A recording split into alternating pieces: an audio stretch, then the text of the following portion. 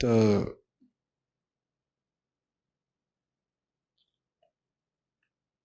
purpose of the Upanishads has to be remembered.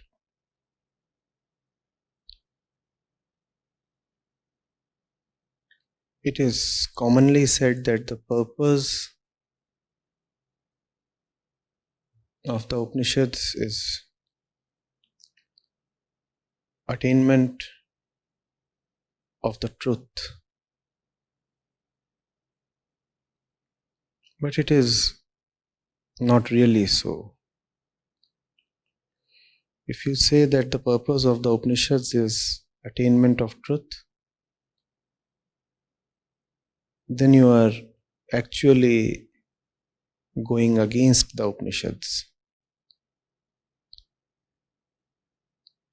Only something with attributes can be attained.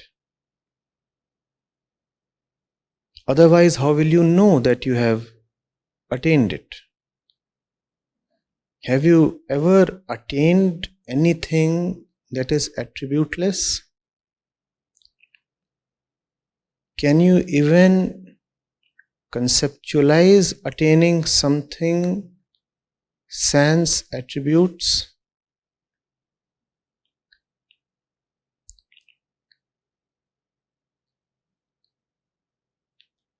Attainment necessitates attributes, and all attributes are limitations. The truth, therefore, is not at all the direct objective of the Upanishads.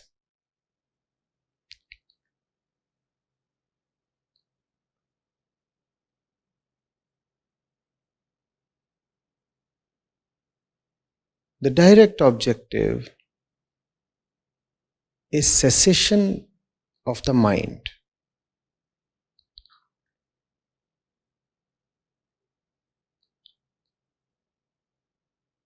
And cessation of the mind implies cessation of falseness.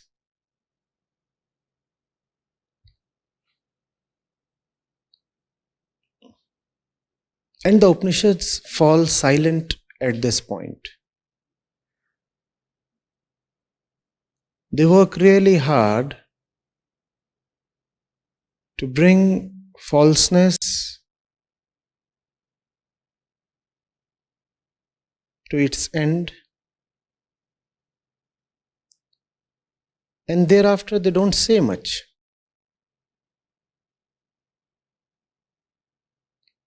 For practical reasons, if they still have to say something, they just excuse themselves by offering very subtle indicators. Very profusely, the Upanishads will weigh on what one is not.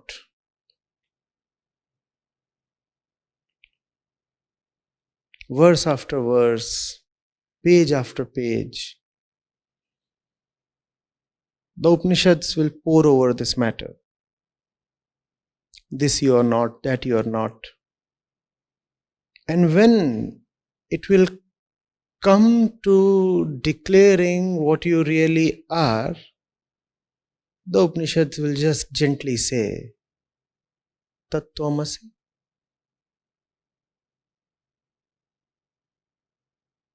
That thou art. They will not explain or elucidate much. Because if they do, then they'll be going against their own core.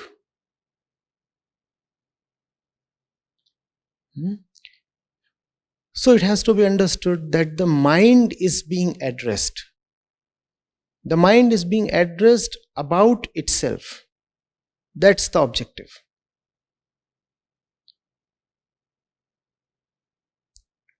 If you tell the mind too much about truth, then the truth too becomes just another mind object, and the mind will be only too happy swallowing the truth as well as just another object with attributes. The Upanishads obviously were not composed to please the mind.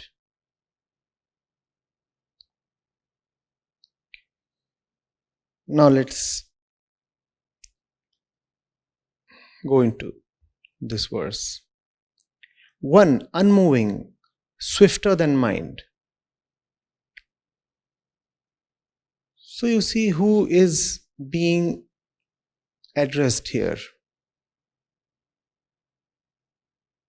1. When there is nothing called oneness in the realm or experience of the mind. Swifter than mind. Swifter than mind. But the mind has the faculty of imagination. So the mind can reach anywhere instantaneously. Is it possible for something to be swifter than mind? The mind is being told its place. The mind is being taught a lesson in humility. The mind is being pinched where it will hurt it the most. The mind is so proud of its speed, is it not? Tell me where you want to reach. Saturn, some galaxy, some star, millions of light years away. Where do you want to go? The mind just reaches there in no time. So if there is one thing that the mind is especially proud of, it is its speed. And pride keeps the mind going. This self-belief upholds the mind. The mind says, I am somebody. See what all I can do. I can imagine. I can travel. I can conceptualize. This entire world exists in me. It's quite a tall claim. But the Rishi simply punctures the balloon. Rishi says, in your entire world, is there anything called oneness? The world exists precisely because it is divided and fragmented. The world exists only on the foundation of duality. So you may have lots, but you don't have one. That hurts, does it not? You have so much, but you don't have one. You have 2, 3, 4, right till infinity, but you don't have one. What's the point in just climbing the numerical ladder when that ladder has no base on ground? The base is one. Do you see what's happening? It's a method here.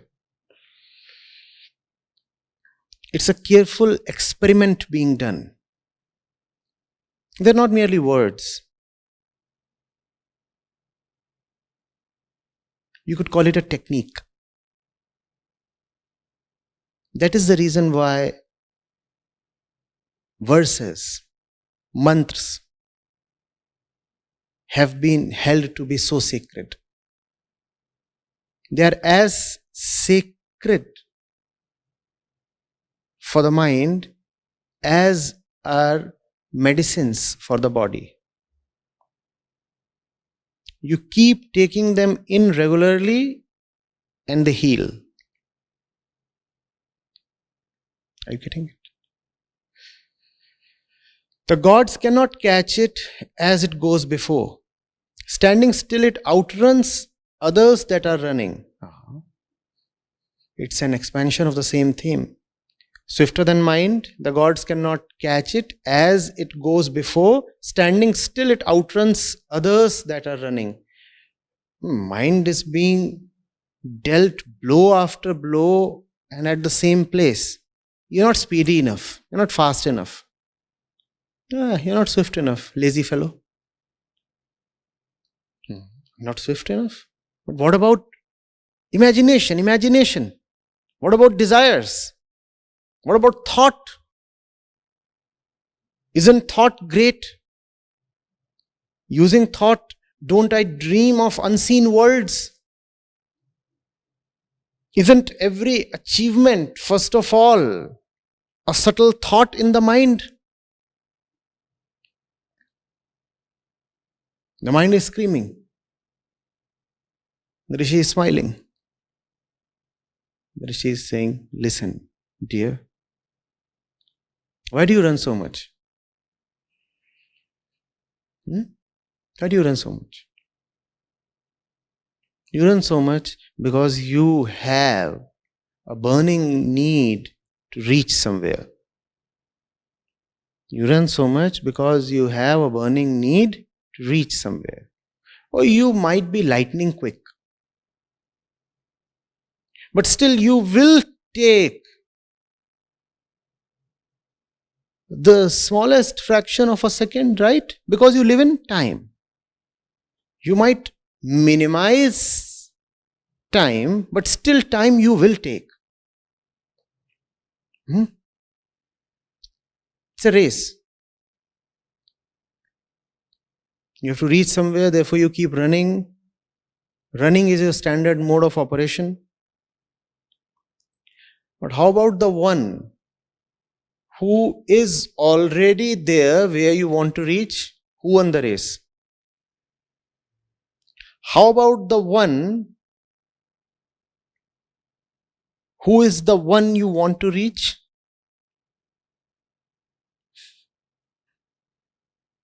How about the one who is the one you want to reach? Who won the race? You want to be there where he is. Now who reached there first? You want to be there where he is. After all, you are desiring something, right? And all desire actually is for the ultimate. Is it not so? Do small desires satiate you? In the world, whatever you desire can be quantified. Is there any particular quantity beyond which desires cease? Desires continue till infinity. So it is infinity that you want to reach. How about the one who is already infinite? Has he not already won the race? Has he not already won the race? You may have great desires, but you have great desire so that your desires may ultimately vanish, right? You don't want to keep desiring, because desiring is not really a joyful state of mind, or is it? When you are desirous, do you want to stay desirous, or do you want to obtain the object of your desire? So desiring is an unstable state of mind. You don't want to stay desirous. That state cannot continue forever, the state of desire. You will do something about it. And you want to do something about it so that that state of desire is no more. So ultimately you desire to be desireless, don't you? You desire to be desireless. How about the one who is already desireless? Who has won the race? Who has won the race? Yeah, you will do a lot to reach desirelessness. How about the one who is so complete that desire is too small to touch him? Who has won the race?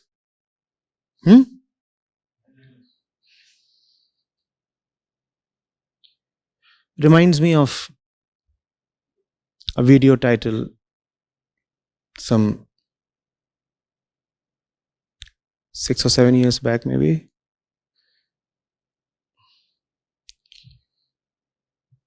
Those days I used to title my videos with a lot of impractical passion. So the title was "The Race Was Won by the One Who Did Not Run." Standing still, it outruns others that are running. Yeah. This is how. You run because you want to reach somewhere. I'm already there. Why do I need to run? Are you getting it? You run because you are not happy being what you are. I have dropped everything that keeps me unhappy. Why should I run? You run because you are running carrying everything that keeps you unhappy. That's the standard mode of running, is it not? While we run towards happiness, we are running carrying the load of all our unhappinesses fastened to our back. And with all the unhappinesses fastened to our backs, how can we be happy?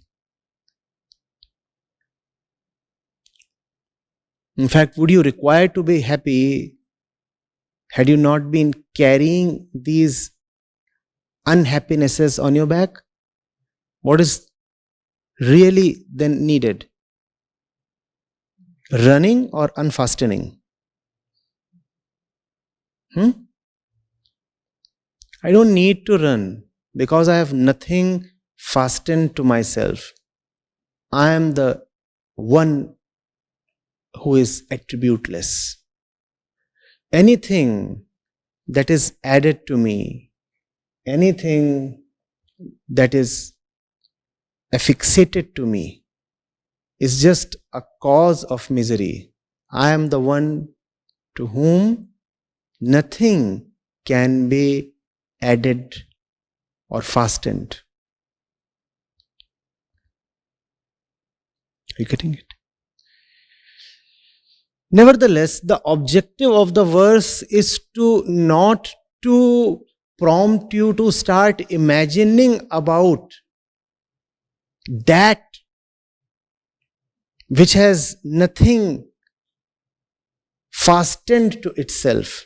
The objective is to rather make you turn towards yourself so that you can look at all that you are unnecessarily carrying. You don't need to imagine how it would be to live without the load of miseries. Because even that imagination would be happening along with the load of miseries. The fellow is carrying all that nonsensical load on his back, on his head. And carrying that load, he is imagining how it would be to be without that load. The problem here is, imagination is a function of your current state. And if your current state is one loaded with misery, then your imagination would be carrying the imprints of misery.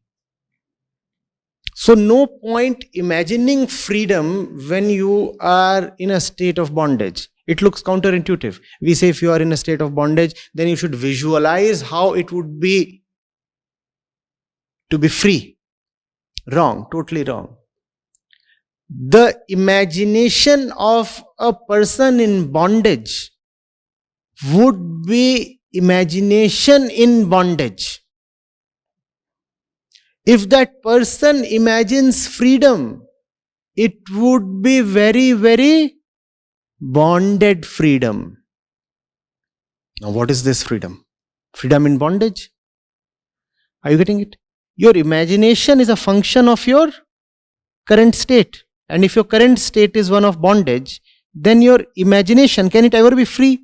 But we talk of things like free thought, free imagination, don't we? He is a free thinker.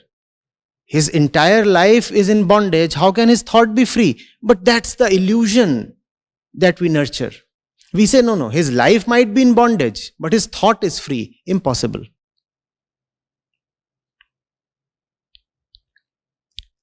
The imagination of an enslaved person would be an enslaved imagination.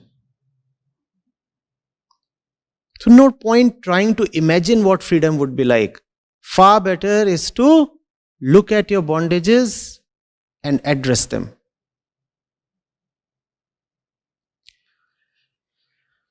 Are you getting it? So the mind is being told, you're not fast enough. Why you're not fast enough? Because there is something that you are carrying on your back. Drop it. Drop it. The drop it is subtle, unwritten. You have to read it in the Rishi's silence.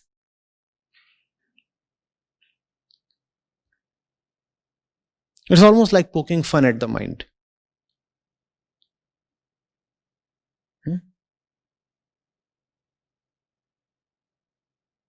When he stops, then you have to listen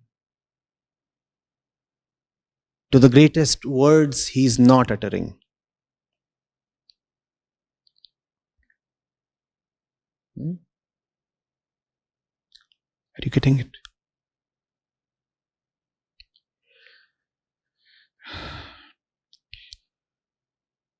One, unmoving, swifter than mind. Unmoving yet swifter. What have you been doing all your life? Moving, and I beat you without moving an inch. Go die. That's the message. Go die. What did you do your entire life? You kept doing. I did nothing. And I won. Go die.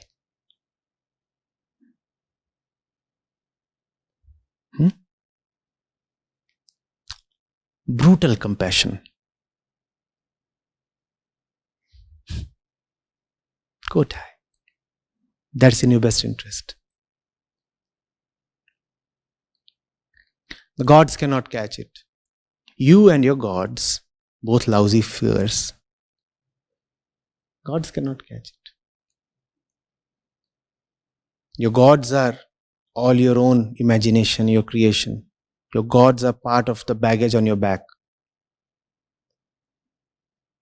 Your gods have no feet of their own. Your gods go only as far as you carry them. How can your gods be able to catch the truth?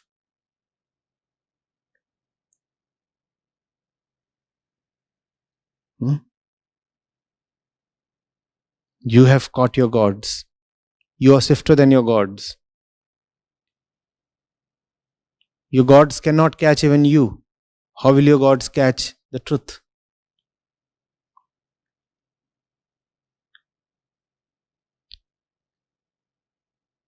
Which gods are being talked of?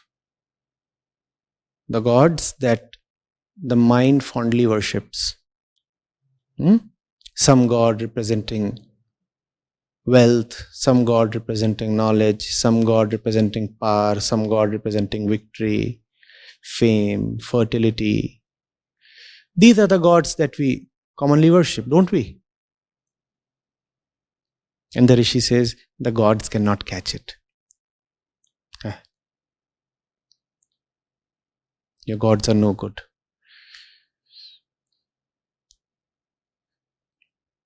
You think your gods are better than you? Fine. Then the best way to show you down is to bring your gods down.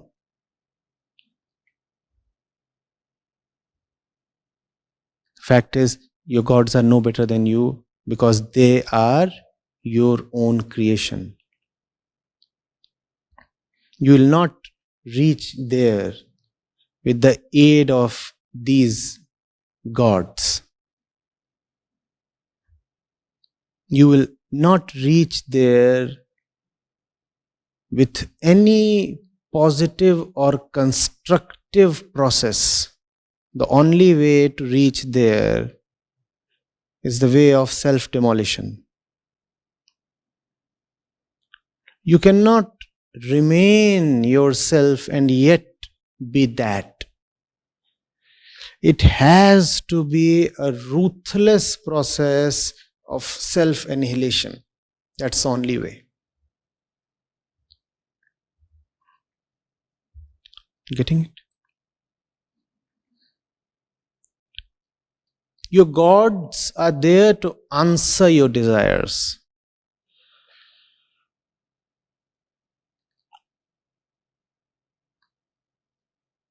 Truth is to demolish your desires. That's the difference between gods and truth. Or Devta and Brahm.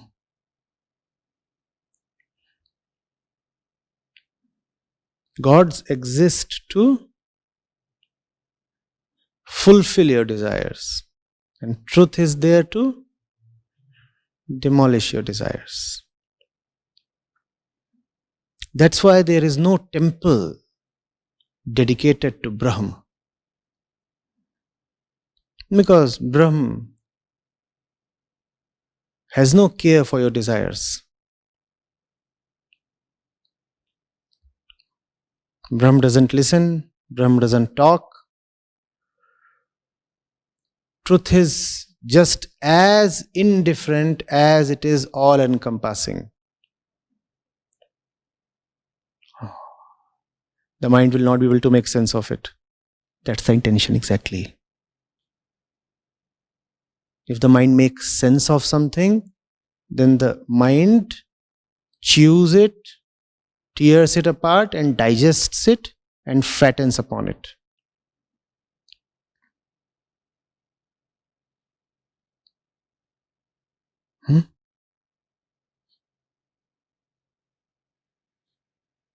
Are you getting it?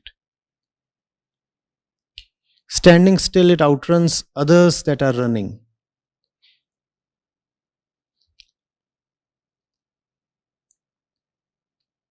Isn't it so absurd? You're running to stop running. You're running to stop running.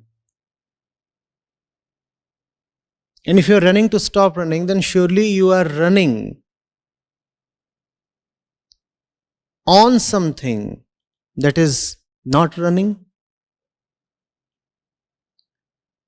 That which serves as the foundation of all your running is exactly the one you are running to reach.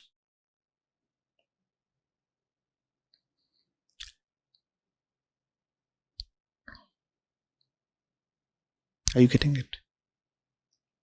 If you are running to attain something, would you run on a treadmill? Running is running only if you are running over something or against something that is perfectly still. And stillness is what you want to reach.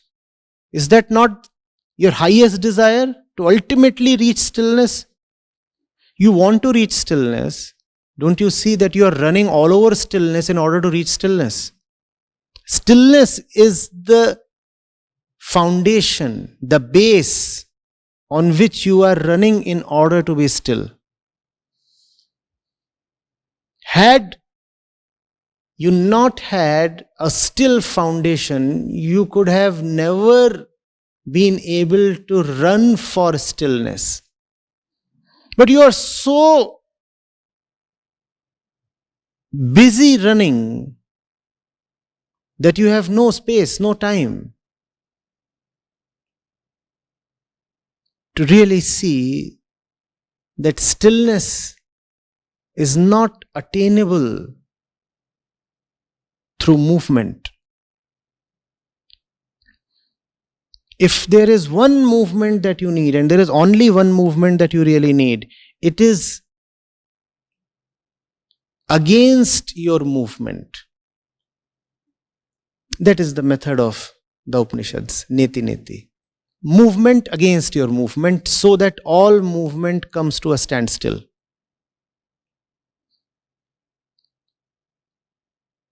Are you getting it?